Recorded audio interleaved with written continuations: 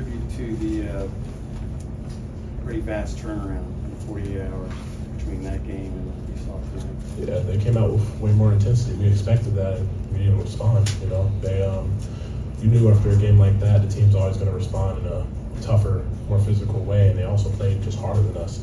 We came out and we gave up 30 fast break points in the first half.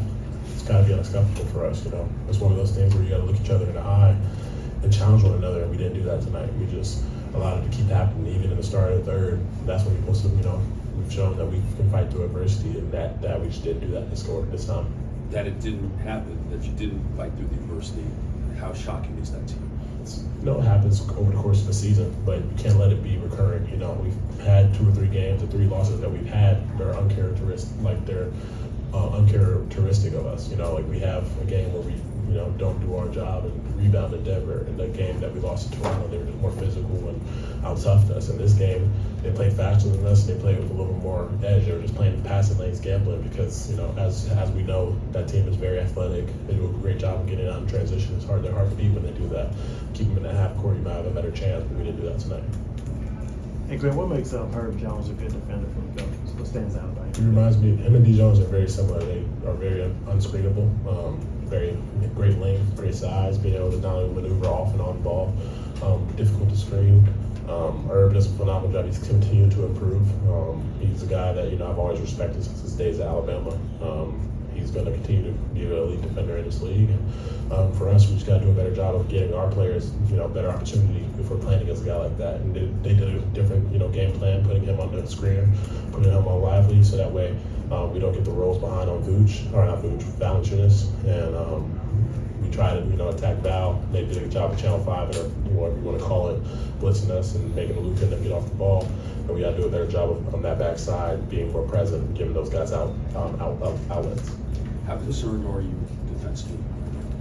I'm not super concerned, just because of the fact that I know where this potential of the defense could be. We've shown it. It's just that we are very inconsistent with it, and we have to make a commitment because our offense is, impeccable. We've done a good job of playing with pace and really diving in on that end. But our biggest strength could be our biggest weakness sometimes. Being able to understand, yes, our offense can definitely win us games, but at the end of the day, we have to tone our tone, bring our hard cap on, and guard somebody. And that's going to be the next step of this team. We have the ability. It's just whether or not we choose to do it.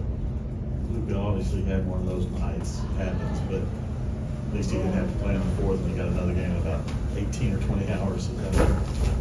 Yeah, it happens. And when you put all the pressure that we do on him, the superstar, you're bound to have a game like this, and we're supposed to support him. In a game like tonight, as the group that's around him, we have to do a better job of making sure that, in those situations where he's getting pressured or feels like he needs to, get him a better opportunity, better looks, get him off the ball, so that way he doesn't have to force things or try and make plays, And I feel like tonight, it's not trying to excuse the play, but our job is to pick him up in situations like this, and we didn't do that tonight. So we'll definitely challenge him. We can't happen. I think in our 3 losses, that's the biggest thing that's been our kryptonite, our turnovers mainly. And so we have to address that and understand that when we take care of the ball, we're a very hard team to beat. It's the second time you've played on one of these courts. What do you think of? Yeah, I think that the courts, have potential. It's the first year.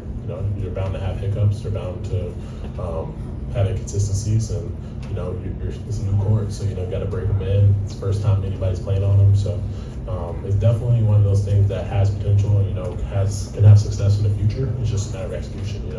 I keep saying my biggest feeling should be that it should be hardwood with like the offset tone in the center of the court, still with the trophy. I think that'd be a great look for the league, and especially since it still brings attention to the trophy around it, and you can maybe add more accents across the court, like more like how we have the silhouette of Dirk on our court. You do more of that, more so than you do like the full color of the court, because even when we first got in the court yesterday, you could tell the 3-point line was a little bit off, like just on the panel, like you could tell like it was like a little bit separated, and so like we just have to address that, and I feel like there's potential for this season, like in season tournament going forward, and I think that we got a lot of opportunity there, so we got to take full advantage of it. Thanks, man. Thank you all.